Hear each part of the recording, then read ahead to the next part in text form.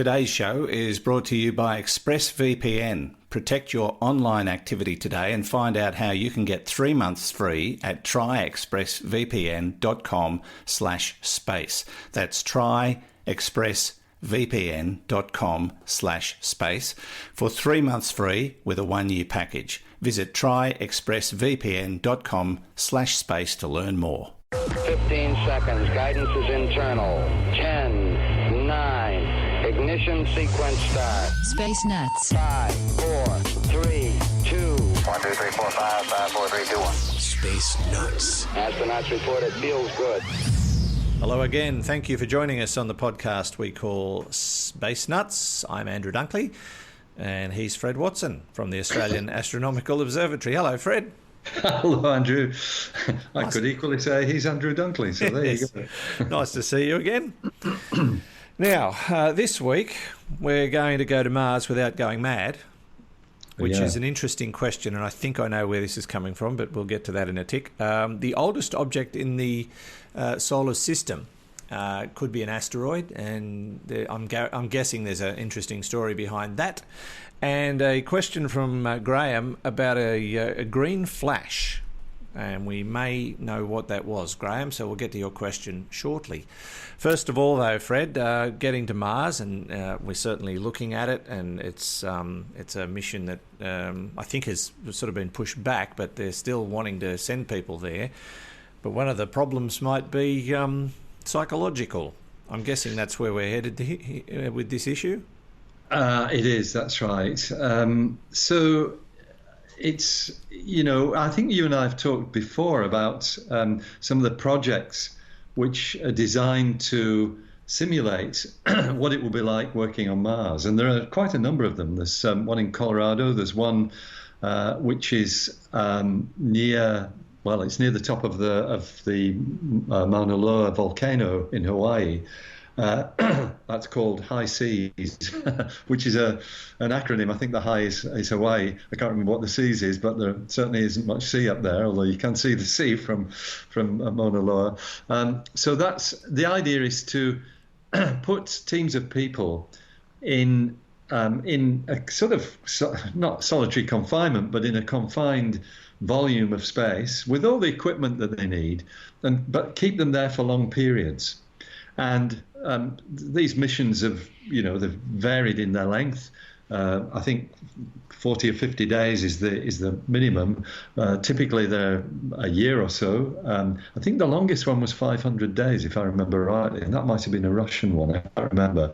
But these tests are designed to show how well people will cope with the confinement of being in a tin can on its way to and from and during the time on the planet Mars. Because we are talking a small space, multiple human beings for many months. That's the bottom line, isn't it? It is. That's right. It's bound to be a much smaller vehicle than, for example, the International Space Station. The space station, which is in many ways a test bed for how humans can survive the various hazards of spaceflight, including the psychological ones. Space station is luxurious. It's got bedrooms, or at least private sleeping quarters, and various different environments. They're like different rooms in the space station. One of the other important things that contrasts the space station with, or life on the space station with life on a journey to Mars, is that you've basically got instant communications on the space station. I was going to bring this up. Yeah, because you're just you're only 300 or 400 kilometers above the Earth's surface. You're always in contact with the ground, and it's real contact. You can have a proper conversation, not just with the the people in mission control and places of that sort, the official side of it, but also with your family.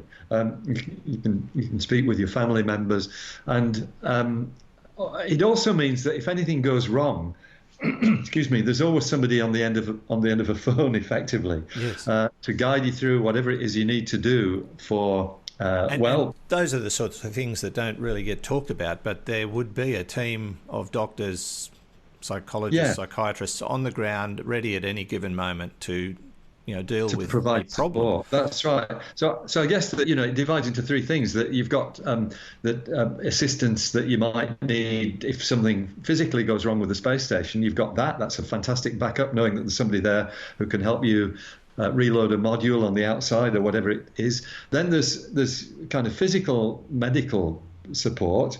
So somebody has an appendix issue or gets a virus or whatever, although that's a bit unlikely in the sterile atmosphere of the space station. But whatever it is, you've got medical support, and you've also got, exactly as you say, you've got the psychological support as well. If you get halfway through your mission and you're feeling a bit glum about the fact that you're missing everybody, there is probably really good support for you, which you can carry on in a normal conversation. But of course, on the way to Mars, that is not going to happen. For a start, you're going to be in a small volume. It's very unlikely you'll get any privacy whatsoever in comparison with the space station, and you might have up to an hour of delay if you make a comment before you get an answer back. And this is really significant stuff. It makes it very, very different from the experience on the space station.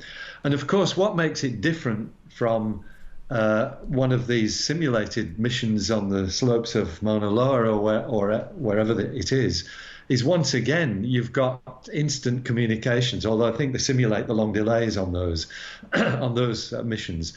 But the bottom line is, well, there is another thing. Of course, you're feeling normal gravity, Yes. which actually contributes a lot to your well-being. The fact that you're behaving in exactly the same way as you are normally in terms of gravity. But the bottom line is always going to be that if things go terribly wrong, there's help right at hand. People will come and assist you, and that is simply not the case on the flight to Mars.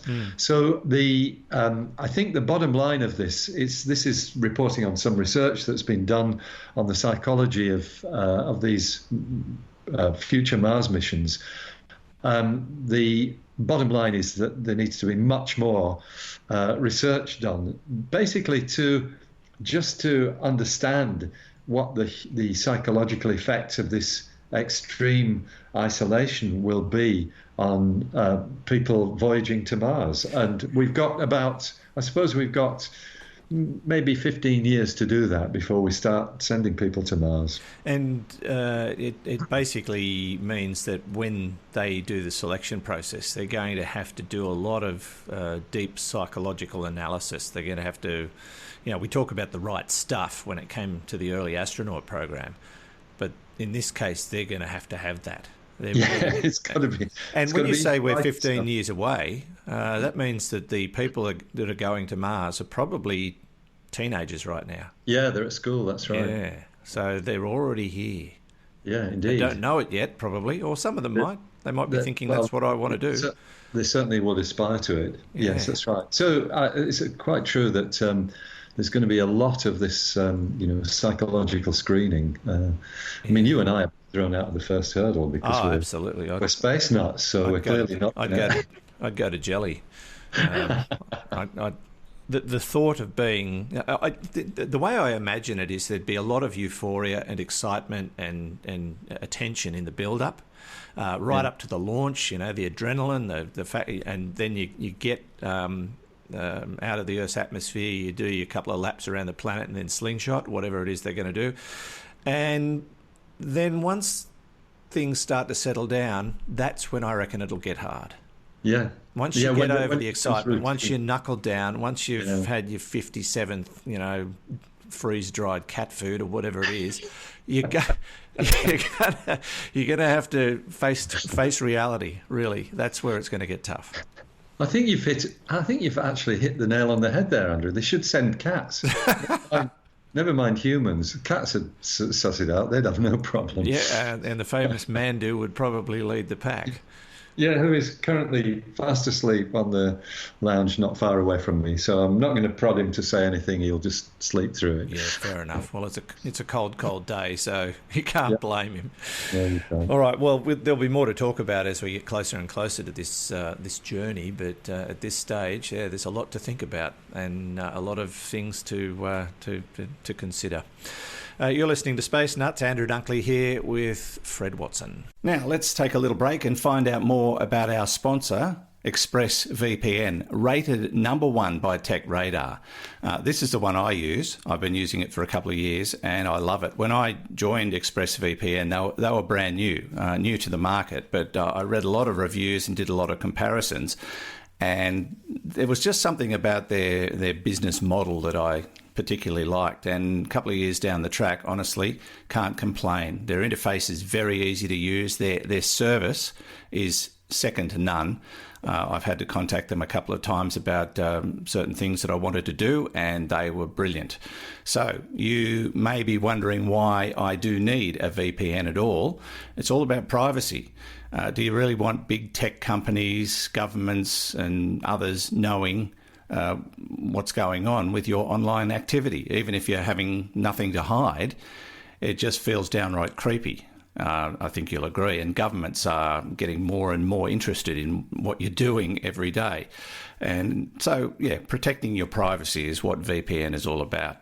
And how often do you run across websites that you want to get information from only to find that they're geo-blocked? This is becoming an increasing problem, but ExpressVPN solves that problem for you. Now, if you go to our special URL, you'll see quite a list of things this service can help you with, things you may never have thought of before. As I say, it's the one I use, secure, fast, and it just works. So protect yourself online today and find out more about how to get 3 months free at tryexpressvpn.com/space. That's tryexpressvpn.com/space for 3 months free with a 1-year package. Try expressvpn.com/space to learn more, and you'll find the link details in the show notes and on our website. Now, back to the show. 0G, and I feel fine. Space Nuts. Now, Fred, we're going to talk about 514-107-2015 BZ509, or BZ for the Americans, BZ for short. This is an asteroid. What's interesting is they think it might be the oldest object in the solar system. So it's eclipsed you, Fred. Yeah, well, that's right. Yeah, I've had that, that accolade for many years now, but it's nice to be eclipsed. You read its name very well. I thought it's rather a complex and lengthy designation. BZ or BZ is probably the best way to refer to it. Mm-hmm. It is an asteroid. It's about 3 kilometers across. And it orbits in the same bit of the solar system that Jupiter orbits. So it is basically following Jupiter's orbit, but it goes the other way around. Oh. Yeah. That's a bit weird, isn't it? That is very weird because nearly everything in the solar system, except for BZ, goes in orbit anti-clockwise as seen from above the Earth's North Pole. That's the way everything rotates. And the reason for that, just as an aside, is that that's the kind of fossilized rotation of the original gas cloud from which the solar system formed. It's the conservation of angular momentum is what operates this. So how did this little object get to be going the other way? I'm guessing it got bumped or came from somewhere else. Came from somewhere else. That is the upshot of this. There's been a study carried out by astronomers at l'Observatoire de Côte d'Azur, which is en français in France. Nice. Yeah, a lovely place. Yeah, and they've studied this object and have concluded from its orbit that it is almost certainly from another solar system. In other words, it's an object that somehow strayed into our solar system, probably when the planets were forming. So hang on a sec. So this is another one because we've already talked about the first one ever seen, the SD. Oumuamua. Space That's Doogie. right. Space Duty, yeah, that's right. Now we've got BZ. So this is the second one we've found. Yeah, except the thing about Oumuamua, the one that flew through the inner solar system last October, that didn't stop. That just, it was an alien object. It wasn't captured. It was not captured by the sun's gravity. Whereas this is a permanent member of the solar system.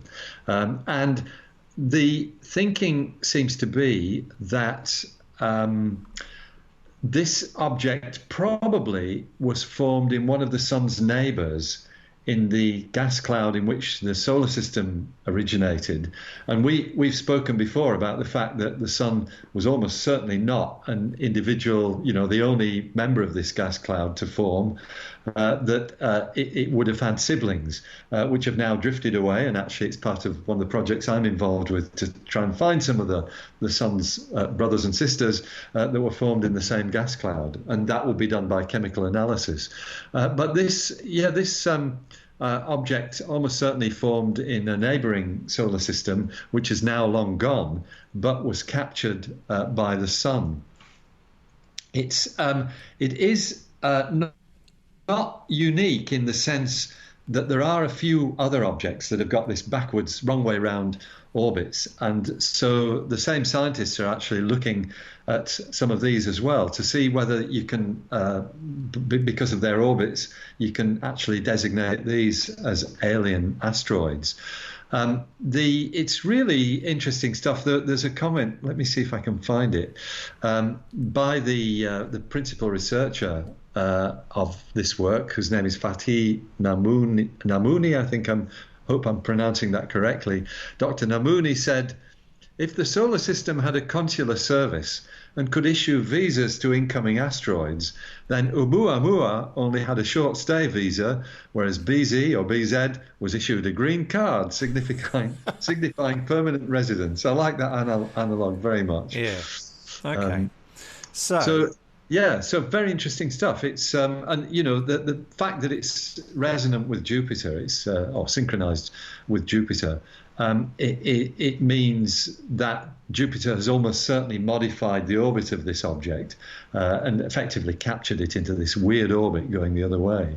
So is it likely to eventually smash into Jupiter, or is it going to move elsewhere? I guess that's a possibility, although it may well be that Jupiter's orbit is relatively circular. This thing's probably got a fairly elliptical orbit, and it may well be, and it may be inclined. I don't know the orbital details, but I think a collision is probably unlikely. If it predates the solar system, that means it's more than 4.6 billion years old. And if it's been, progressing the wrong way around the solar system for that length of time, it must be in an orbit that's relatively stable and not likely to collide with Jupiter. And so they are suggesting this is the oldest object in the solar system.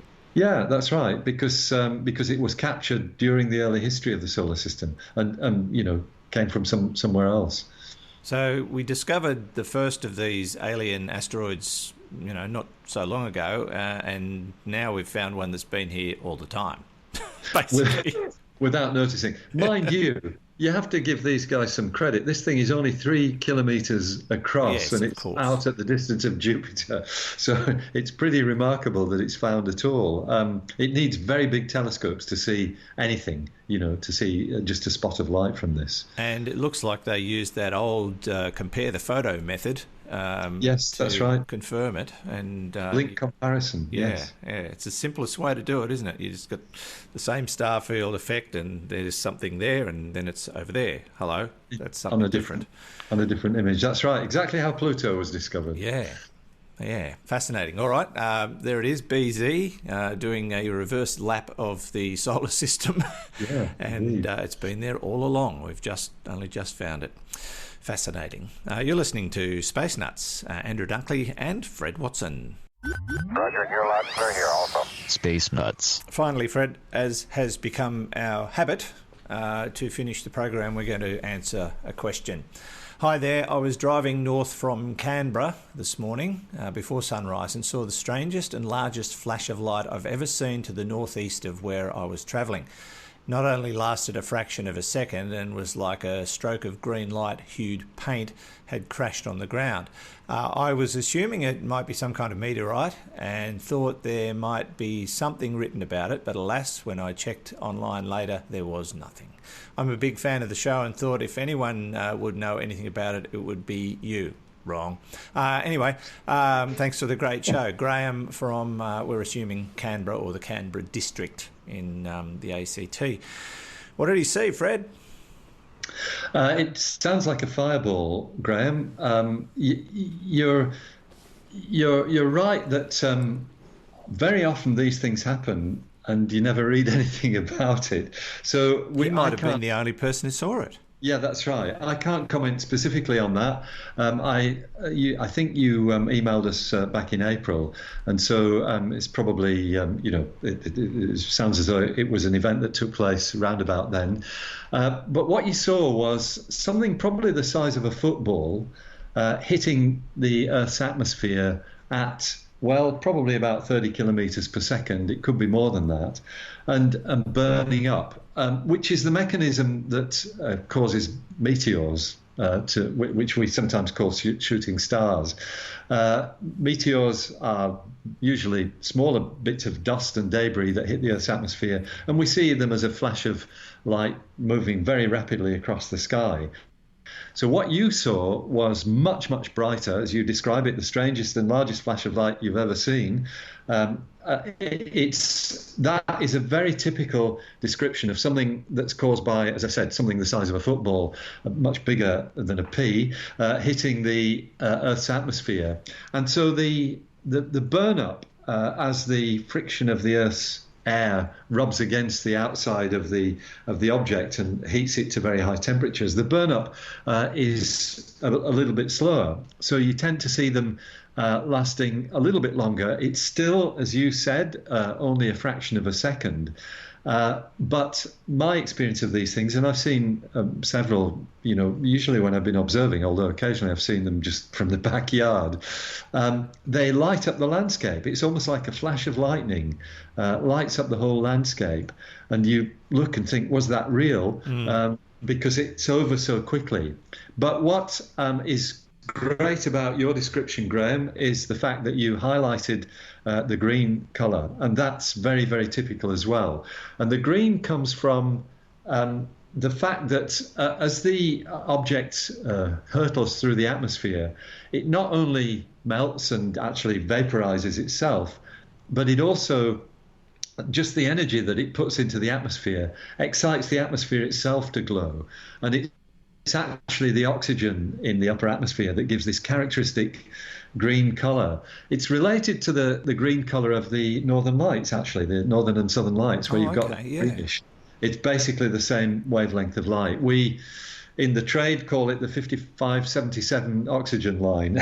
5577 is a number that relates to the wavelength of the light, because it's a very specific colour or wavelength, and it's bright green. And so a stroke of green-hued paint, that's a lovely way of describing it. It probably didn't make it to the ground, even though often you see these things, they streak down towards the horizon, and the natural thing is to think that it's actually landed just over the hill there or somewhere like that, but usually that's a perspective effect. It probably vaporized completely below and never got below about 30 kilometers or so. The vaporization usually takes place at about 90, starts taking place at about 90 kilometers above the Earth's surface. So it does travel quite a long way across and down into the atmosphere. That's correct. Yeah, it does. It goes, it hurtles down. I mean, when you're going at 30 kilometers per second, it doesn't take very long to cover that distance from 90 kilometers down to 30. Well, it takes 2 seconds. Yeah. It's coming vertically down. But one other comment though about this, if I know Graham was driving when he saw this object. If you happen to see one when you're indoors or outdoors, I've seen them indoors with the light streaming through the window, it's worthwhile just pausing for 5 minutes, because quite often you'll hear the sonic boom that comes down. It takes 4 or 5 minutes or something to come down from 90 kilometers, less to come down from 30 kilometers, but this double bang, and it's really quite spooky. I think I've only heard that once, and I was listening specifically for it because I'd seen a fireball.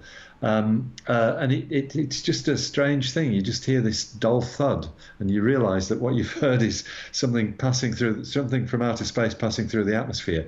And by the way, just finally, I threw in the word fireball there. A fireball is really just a bright meteor. It's a very bright meteor that lights up the landscape, and that's exactly what Graham saw. Yeah. Now, is this likely to have been some kind of rock, or could it have been space junk falling back into the atmosphere? So space junk behaves very differently because it's typically moving much more slowly.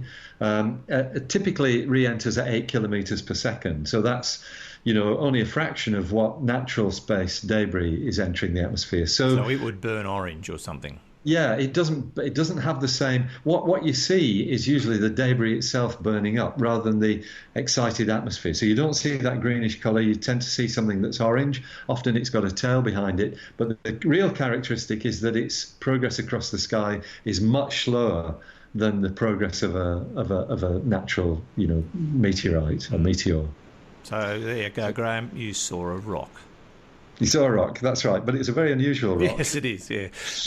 When I initially read Graham's question, my first thought was the phenomenon known as the green flash, which has been seen at sunrise and sunset on the horizon, just a brief moment where the sun dips or just before it rises or something, causes a green flash. You're aware of that particular phenomenon? Of course, yeah. So that's what I thought he saw.